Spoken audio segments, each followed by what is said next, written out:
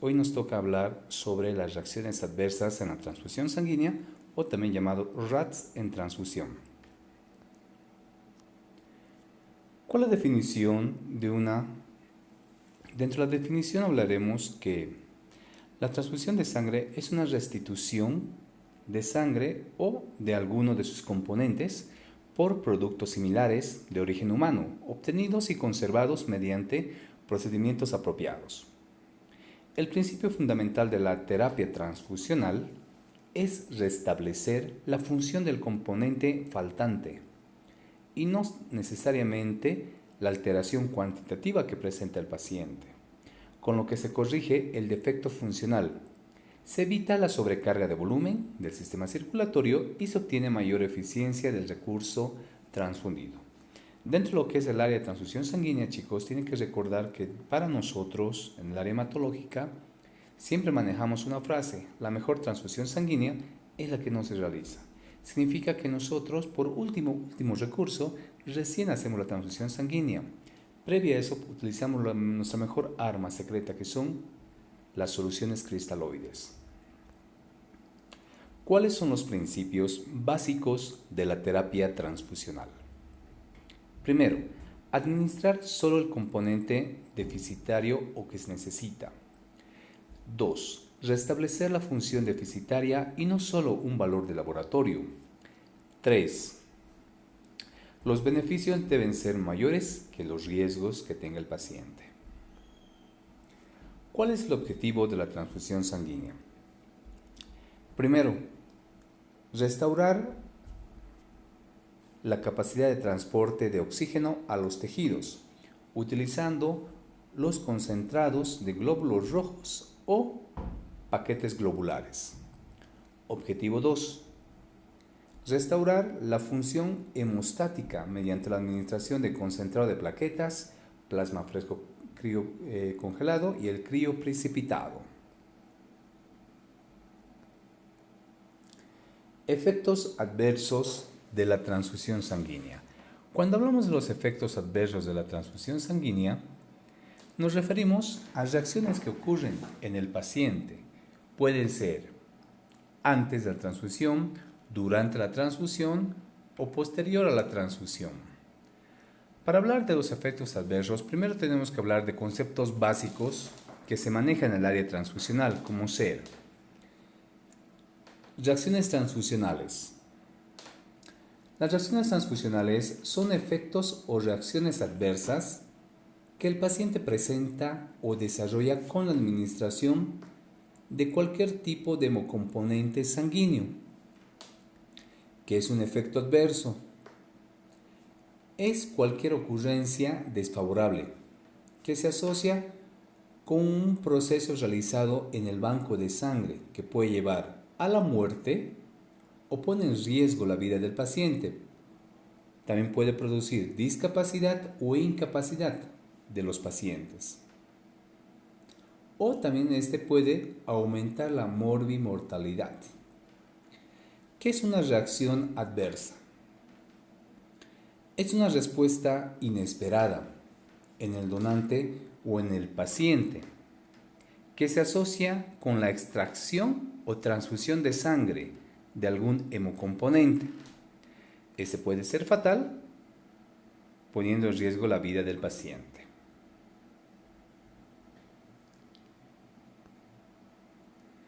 Las reacciones transfusionales, entonces, como hemos dicho que es un efecto de reacción adversa, ese es un accidente o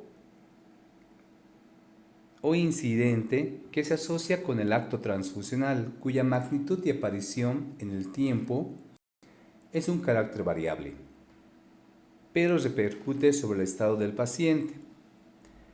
En muchas ocasiones puede agravar el cuadro clínico del mismo o producir complicaciones a largo plazo en el paciente. Según el tiempo de aparición de los síntomas, las reacciones transfusionales se clasifican en dos: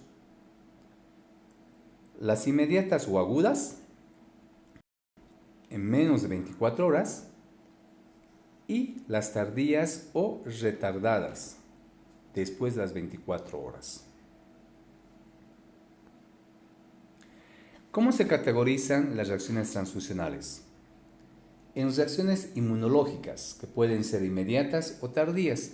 Dentro de las inmediatas tenemos las reacciones hemolíticas agudas, la reacción febril no hemolítica, la reacción alérgica, aloinmunización con destrucción plaquetaria y las reacciones inmunológicas tardías, reacción hemolítica retardada, aloinmunización frente a antígenos, enfermedad de injerto contra huésped posttransfusional, púrpura posttransfusional y la inmunomodulación. Luego tenemos a las reacciones no inmunológicas, como ser las inmediatas, sobrecarga circulatoria, hemólisis no inmune y reacción hipotensiva. Dentro de las reacciones no hemolíticas también tenemos las tardías, que son transmisión de agentes infecciosos, hemosiderosis posttransfusional. Reacciones transfusionales agudas y tardías. Las agudas pueden ser leves por hipersensibilidad alérgica y urticaria. Pueden ser también moderadas, como una hipersensibilidad moderada a severa, como febriles neumolíticas, contaminación bacteriana o por pirógenos. También puede ser severa, como una hemólisis aguda, intravascular, shock séptico, sobrecarga de volumen, reacción anafiláctica, lesión pulmonar asociada a transfusiones o TRALI.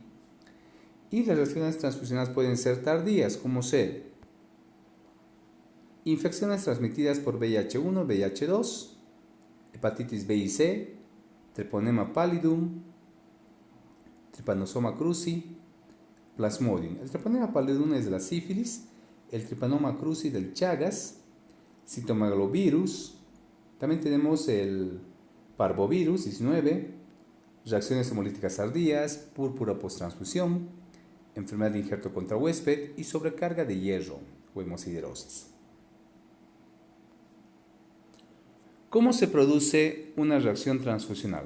Primeramente, tenemos un paciente que está internado, el cual tiene, por ejemplo, una patología. Puede ser en este caso una anemia severa. El médico tratante lo revisa, lo valora y determina según el valor laboratorial y el examen clínico del paciente y que presenta primeramente y también una inestabilidad hemodinámica por una hemorragia sanguínea, decide realizar la transfusión sanguínea en este paciente. Entonces, primeramente viene la transfusión. Cuando el médico decide realizar la transfusión sanguínea, acuérdense que hemos hablado de un protocolo. El protocolo tiene que decir una hemoglobina menor o igual a 7, inestabilidad hemodinámica o hemorragia o sangrado activo en el paciente. Como el paciente cumple el protocolo, entonces el médico determina transfusión de un concentrado de glóbulos rojos.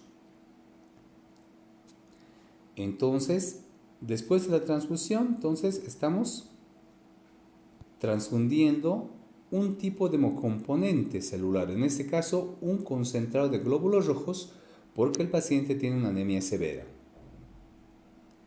Cuando esta transfusión empieza, ingresa los eritrocitos del donante al receptor. Estos van a contener antígenos del grupo sanguíneo ABO y RH. Pero estos eritrocitos se van a encontrar con los anticuerpos del receptor y va a haber una reacción de eritrocitos contra anticuerpos del receptor, donde directamente estos anticuerpos del receptor van a activarse reconociendo a los eritrocitos como extraños. Entonces, esto va a producir una reacción que se llama reacción transfusional. Eso es toda la cadena para producir una reacción transfusional. Empezamos con la reacción transfusional hemolítica, que es un tipo de reacción aguda. Esa reacción transfusional hemolítica está dentro de la clasificación aguda.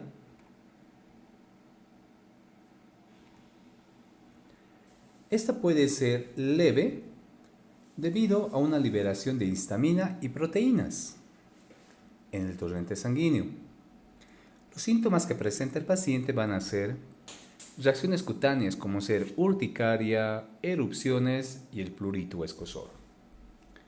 ¿Cómo se hace de una reacción leve? El manejo va a ser lo primero, suspender la transfusión y administrar un antihistamínico como la clorfenamina de 0.1 miligramos por kilogramo intramuscular o endovenoso en el paciente.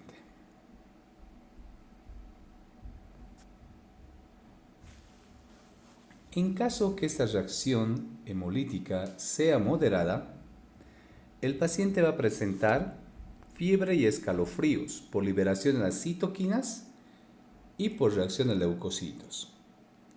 Esto ocurre mayormente entre los 30 y 60 minutos de haber iniciado la transfusión sanguínea, donde el paciente va a estar enrojecido, va a tener urticaria, puede haber escalofríos, fiebre, taquicardia, ansiedad, prurito, disnea y cefalea. Esta gama de síntomas puede presentar el paciente si tiene una reacción transfusión hemolítica moderada.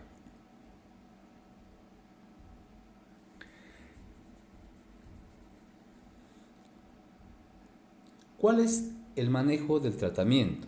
Primeramente, suspendemos la transfusión, reemplazamos el equipo de infusión y mantenemos una vía venosa permeable. Aquí al paciente ya se le coloca una solución salina. Evitamos que la unidad de sangre con el equipo de infusión se toma muestras de orina y de sangre, una en un tubo con anticoagulante y otra sin anticoagulante, de la vena opuesta al sitio de la transfusión, y se llena un formulario de reacción transfusional. Se administra un antihistamínico, puede ser endovenoso o intramuscular, por ejemplo, puede ser la clorfenamina. Si el paciente presenta fiebre, un antipirético.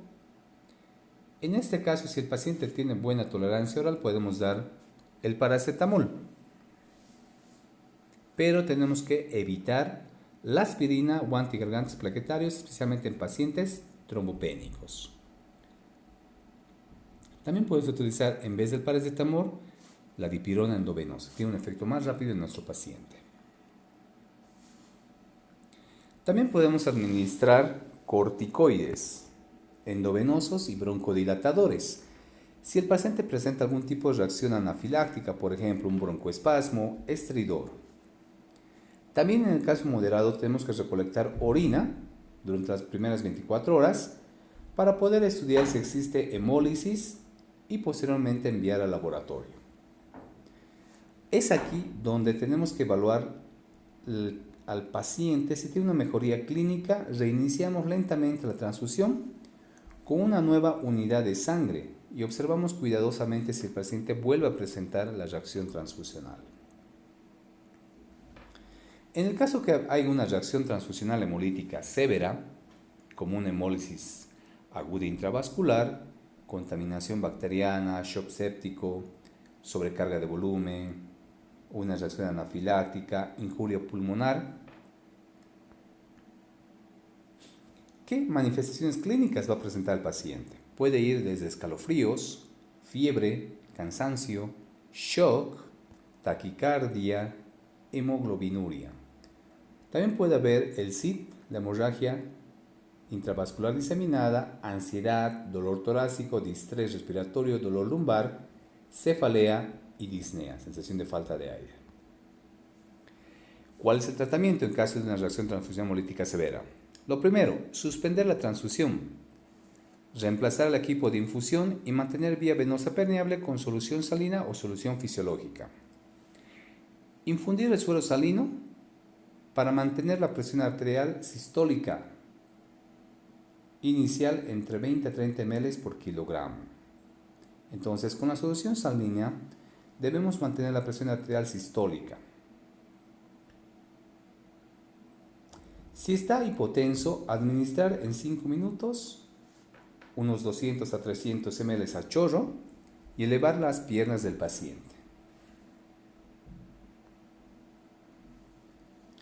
Mantenemos la vía aérea permeable y administramos oxígeno en concentraciones altas por mascarilla, puede ser de 3 a 5 litros.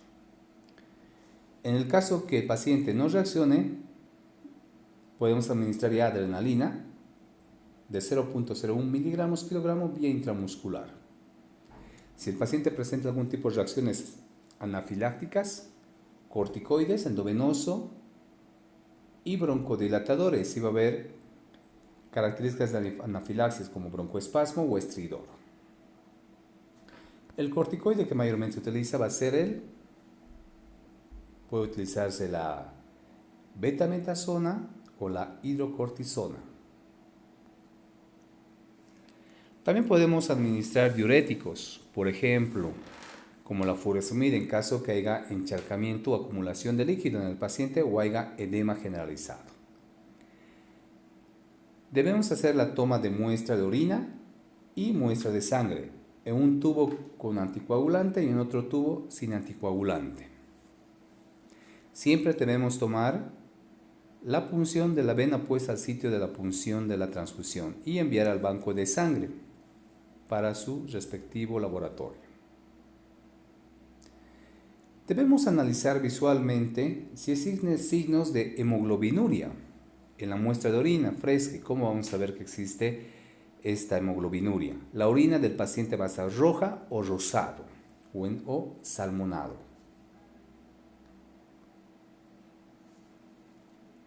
Cuando ya hemos hecho, comenzamos la recolección de orina de 24 horas con un registro del balance de ingreso y egreso de líquido. Mantener el balance de fluidos. También tenemos que valorar en el paciente si hay hemorragia por el sitio de la punción o herida. También hay que visualizar si existe evidencia clínica de un SIT. En el caso que haya la evidencia de un SIT, administramos concentrado de plaquetas. En adultos va de 5 a 6 unidades y también crioprecipitados. En adultos se da 12 unidades o también podemos hacer el plasma fresco congelado. En adultos se utiliza 3 unidades. Continuamos con lo que es la hemólisis aguda. Algo que tienen que recordar al atender una reacción transfusional hemolítica es, entonces continuando, no tienen que olvidar entonces, en caso que haya una hemorragia por el sitio de punción, si hay evidencia clínica de un SIT, debemos administrar entonces concentrado de plaquetas 5 a 6 unidades, crioprecipitado 12 unidades, plasma fresco congelado 3 unidades. Es un mix de hemocomponentes que requiere el paciente cuando hay hemorragias y aparte ya se evidencia un SIT, coagulación intravascular diseminada. Continuamos con la hemólisis aguda.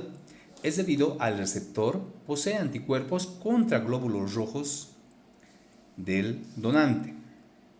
Es debido a las isoaglutininas ABO-RH. Las manifestaciones clínicas que presenta el paciente son hipotensión, taquicardia, fiebre, escalofríos, hemoglobinuria, dolor torácico y dolor en el sitio de la punción.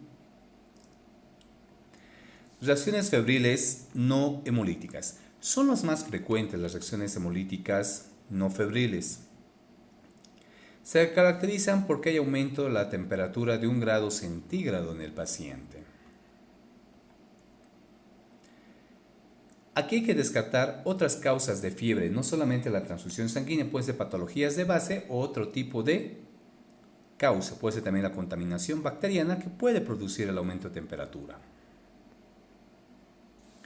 Reacciones anafilácticas. Cuando hablamos de reacciones anafilácticas, es cuando el paciente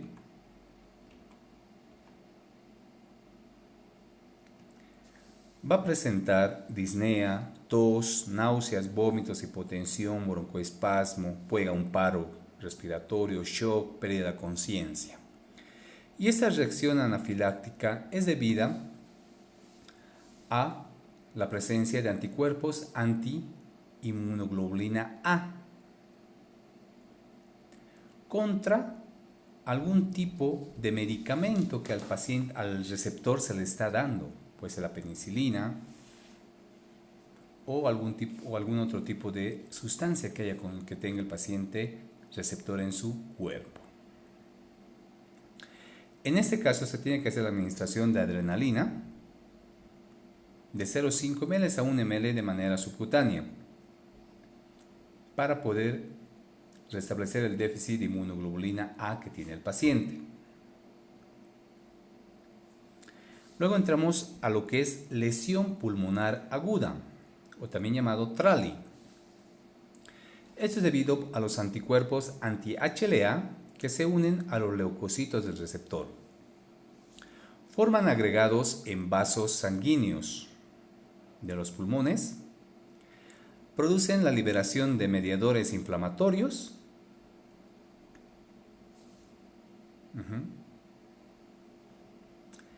Las manifestaciones clínicas del paciente van a ser dificultades respiratorias, no pueden respirar bien, va a haber edema pulmonar, va a verse en la placa radiográfica infiltrados pulmonares intersticiales, va a tener un patrón intersticial. La sobrecarga de líquidos. Como ya sabemos, los componentes de la sangre son excelentes expansores de la volemia y una transfusión puede inducir rápidamente a una sobrecarga de volumen. Este problema se reduce al mínimo controlando la velocidad y volumen de transfusión y utilizando diuréticos. ¿A qué me refiero con la sobrecarga de líquidos? Normalmente el hematólogo médico transfusional es el que va a asesorar a los médicos las diferentes especialidades que tienen que transfundir el hemocomponente que requiere el paciente, pero cuando cubra protocolos hematológicos. ¿A qué me refiero? A que un paciente con una hemoglobina de 13 o 15 no podemos transfundir 2 unidades de un concentrado de glóbulos rojos porque directamente estamos provocando una sobrecarga de volumen y haciendo que esta sobrecarga de volumen aumente el flujo sanguíneo al corazón y pudiendo llegar hasta un paro cardíaco o una taquicardia en el paciente. En el caso que el paciente tenga una sobrecarga de líquidos o sobrecarga de volumen, utilizamos diuréticos para hacer que elimine el líquido en exceso del cuerpo. Otra reacción tenemos la contaminación bacteriana y shock séptico. La contaminación bacteriana afecta a un 0,4% de concentrados de glóbulos rojos y 1 a 2% de concentrados plaquetarios. Es poco frecuente por temperaturas altas, pero mayormente la contaminación bacteriana va a ser por la presencia de bacterias gram positivas como estafilococos, estreptococos, también por bacterias gram negativas como la Yersinia, Pseudomonas, Escherichia coli, Klebsiella, Salmonella. La sintomatología que va a presentar la contaminación bacteriana y shock séptico va a ser fiebre, escalofríos, náuseas, dolor abdominal, disnea, hipotensión, puede haber hasta shock.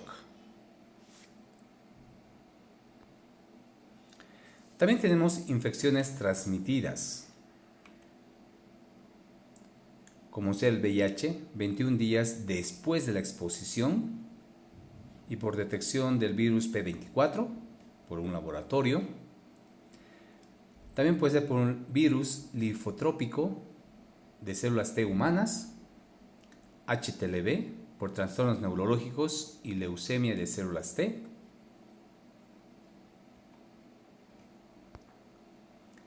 También puede haber otra reacción producida tardíamente en el paciente, hepatitis B, especialmente en pacientes cirróticos, cáncer primario de hígado.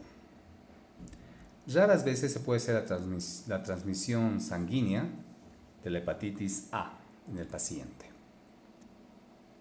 También puede haber otra reacción transfusional tardía como el citomegalovirus. especialmente en inmunocomprometidos y en neonatos.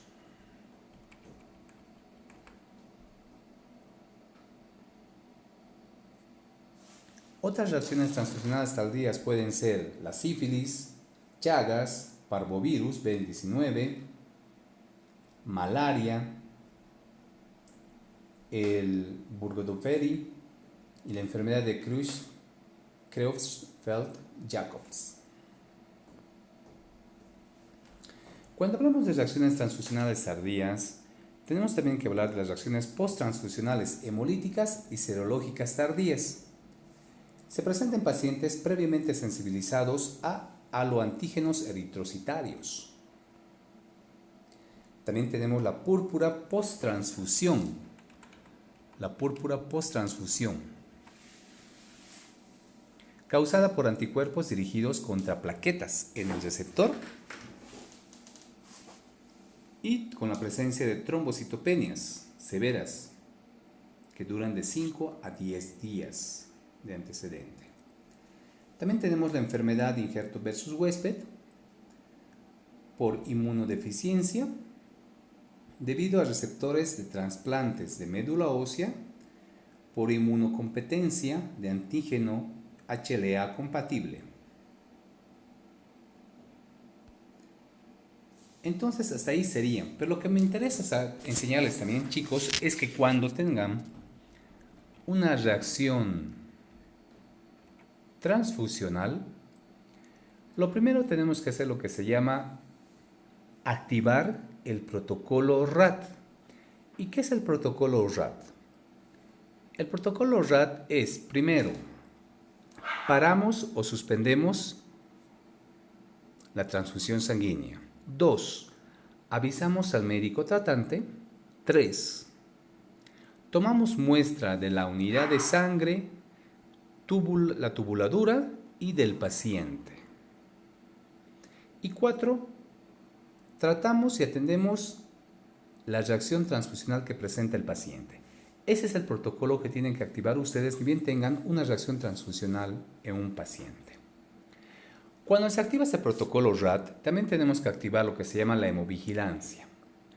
La hemovigilancia se trata de hacer un estudio o valoración tanto del donante como del paciente receptor. Del donante tiene que investigarse mediante la ayuda de un médico transfusional o el médico del banco de sangre, en qué banco de sangre se ha extraído la sangre al donante, investigar si no hubo problemas en la extracción de sangre, verificar los laboratorios serológicos del donante y ver si hubo normas de bioseguridad y calidad de la unidad de sangre que se colocó al receptor. En el receptor paciente tenemos que averiguar si el hospital o clínica donde se ha transfundido cuenta con un servicio transfusional, el cual está acreditada con normas de transfusión y con laboratorios pretransfusionales, es decir, realizar las pruebas de CUMS y compatibilidad. Cuando hacemos estos dos estudios en el paciente y en el donante, debemos detectar si hubo algún tipo de alteración o algo que llame la atención, tanto en el donante como en el paciente en el historial o antecedentes. Cuando ya hemos hecho eso, directamente se empieza la investigación, ya directamente en el hospital del receptor paciente, y vamos analizando las causas por las cuales se haya presentado esta reacción transfusional. Cuando ya determinamos las causas, tenemos que dar una respuesta. En ellas incluyen dar una advertencia a la clínica o al hospital que tenga más cuidado en las reacciones transfusionales, tener siempre un protocolo de atención de reacciones transfusionales en el servicio transfusional y que tengan conocimiento el personal médico y de enfermería del hospital o clínica. También se tiene que enseñar al personal médico a que sepa prevenir y detectar posibles reacciones transfusionales mediante una buena realización de una historia clínica en los antecedentes transfusionales del paciente receptor. Haciendo toda esta hemovigilancia vamos a lograr la seguridad en las transfusiones sanguíneas. No olviden eso, chicos. Bueno, chicos, continuando con el tema de lo que son reacciones transfusionales, les enseñaré cómo es el manejo en la práctica clínica. Para eso tienen que saber que existen categorías de las reacciones transfusionales. Tenemos las categorías leves, moderadas y las graves o fatales. En la categoría leve se tratan de reacciones de hipersensibilidad y urticaria, las cuales pueden tratarse de manera sencilla, parando la transfusión y observando al paciente. Cuando tenemos una reacción leve, lo primero hemos dicho, paramos la transfusión sanguínea, es decir, o bajamos la velocidad de transfusión y aplicamos un antihistamínico, puede ser clorfenamina intramuscular, pero yo les recomiendo por la experiencia utilizar hidrocortisona. En caso de adultos podemos utilizar una ampolla de 500 miligramos Evestat, o en el caso de pediátricos pueden utilizar de 50 a 100 miligramos Evestat. En el caso del manejo de la categoría 1 leve, si no mejora en 30 minutos o empeora, debemos tratarlo como una categoría 2.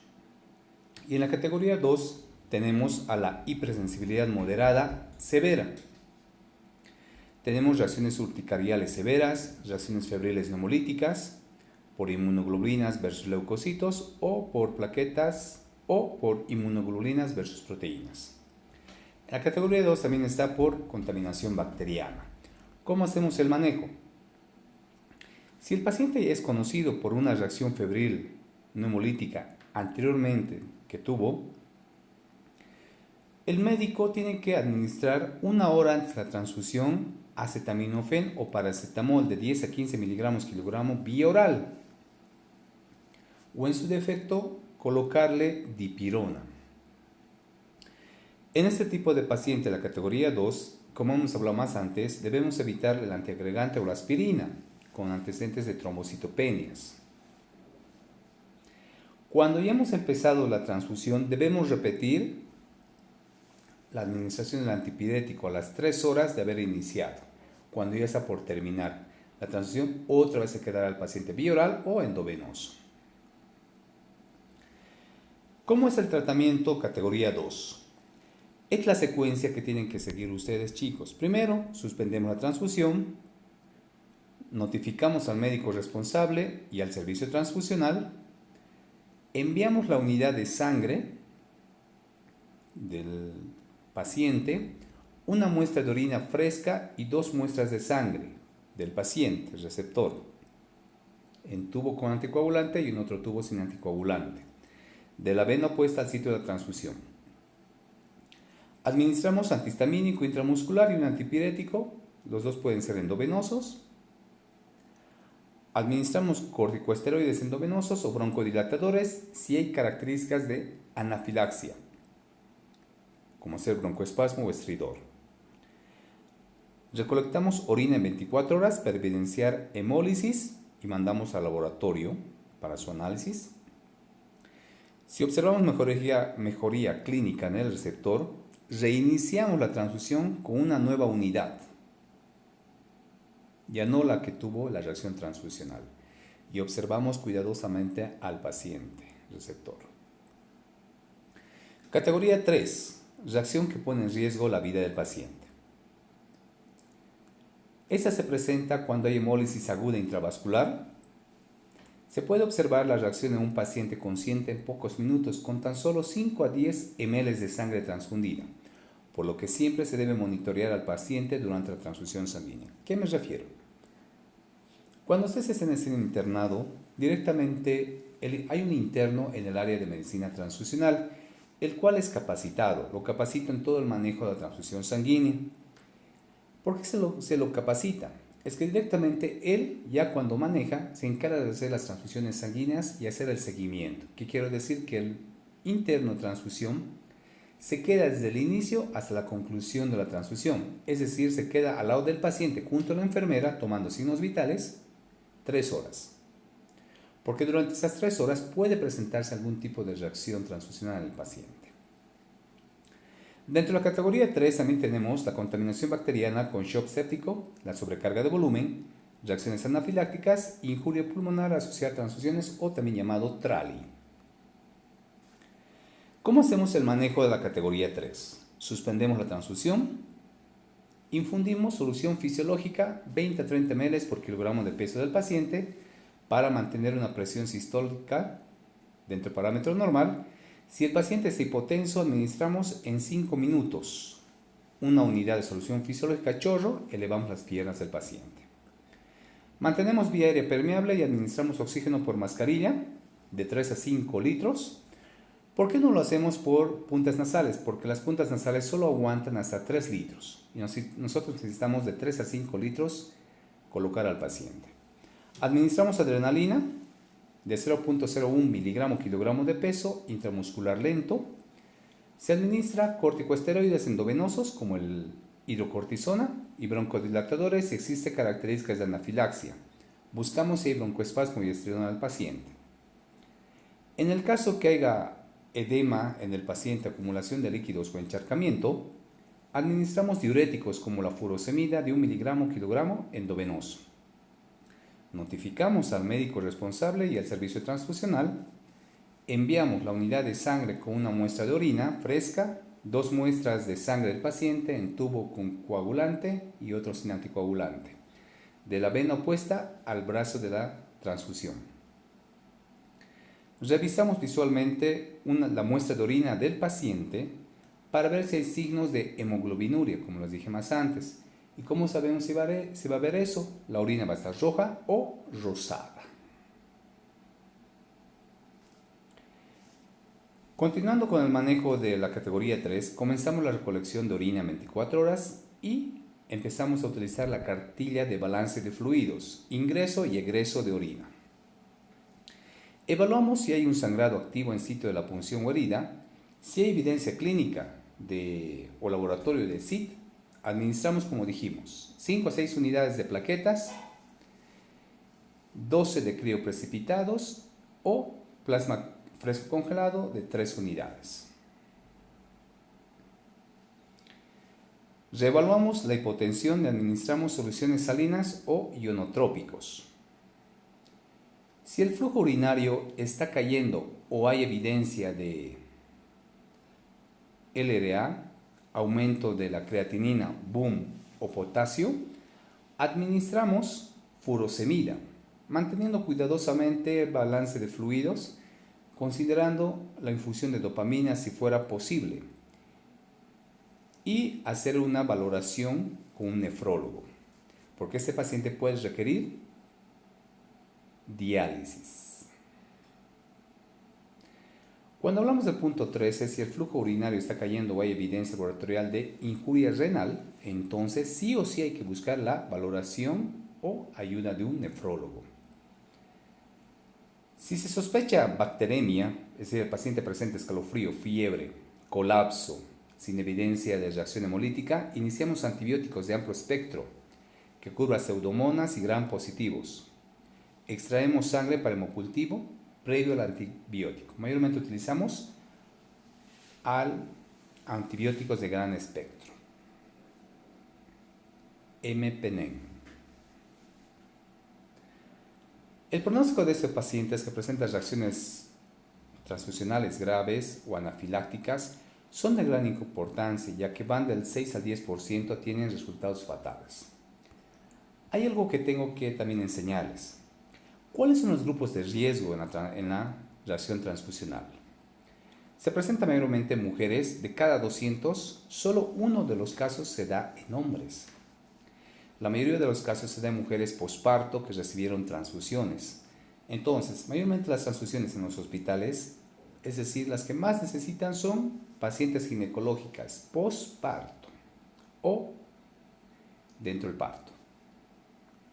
¿Cómo se hace el tratamiento en estas mujeres posparto o en el mismo parto? Se administra glucocorticoides globulina gamma endovenoso. Se evalúa si se va a necesitar plasma por plasmaféresis o, en su defecto, si no hay reacción en la paciente, se valora la esplenectomía, la extirpación del vaso. Con todo esto, chicos, es lo que es la medicina transfusional o reacciones transfusionales. Quiero que recuerden que directamente al atender a un paciente con una reacción transfusional, lo primero, no tengan miedo porque el paciente no va a morir.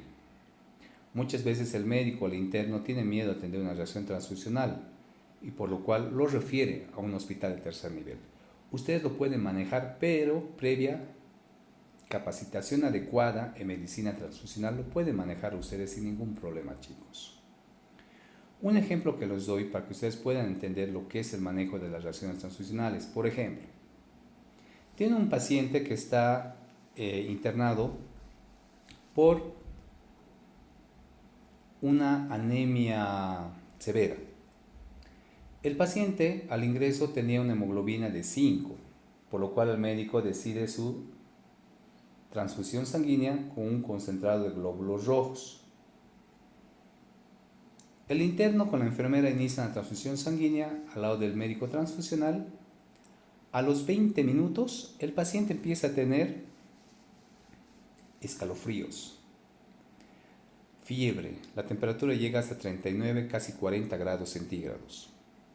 Entonces, se activa el protocolo RAT que dice: 1. Paramos o suspendemos la transfusión sanguínea. 2. Avisamos al médico tratante, en este caso al médico internista. 3. Pedimos a la bioquímica o a la enfermera que tome muestra de sangre, tanto de la unidad, tubuladura y del paciente. ¿Por qué hacemos también a la tubuladura? Si se dieron cuenta, solamente toman en los protocolos de la unidad y del paciente. Se toma también la tubuladura porque puede haber algo en la tubuladura que haya provocado también la reacción transfusional en el paciente. Posteriormente ya tratamos. Como el paciente tiene fiebre, aumento de temperatura, entonces mi recomendación para mí es utilizar mejor la dipirona o metamizol de 1 gramo EV Stat.